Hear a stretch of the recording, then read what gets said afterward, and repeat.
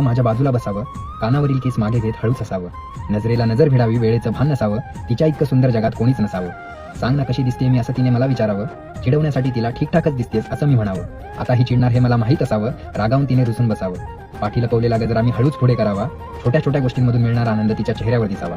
गजरा मारताच ती इतकी सुंदर दिसावी, जणू अर्धवट राहिलेली कविता पूर्ण व्हावी. शेवटी मला जवळ घेऊन तिने घट्ट मिठी मारावी, नवऱ्याच्या या मिठीमध्ये त्याची ती बायको असावी. यावर नवकवी काहीसं असं लिहिते, साडी घालून तुझ्यासाठी मी सजावं, बाजूला दुसरं कोणी नाही तूच असावं. कानावरील केस मागे घेत मी जरासं लाजावं, नजर माझ्यावर पडावी आणि तुझं भान हरपावं. आरसा सोडून तुझ्या डोळ्यात मी स्वतःला पाहावं, माझ्या इतकं देखणं मग मीच दिसावं. कशी दिसते सांगशील का, जरा प्रेमानं विचारावं, बरीच दिसते नेहमीप्रमाणे उत्तर तू द्यावं. चिडवण्याची सवय तुझी माहीत असताना मी का चिडावं, रुसून न बसता हलकं गालात हसावं.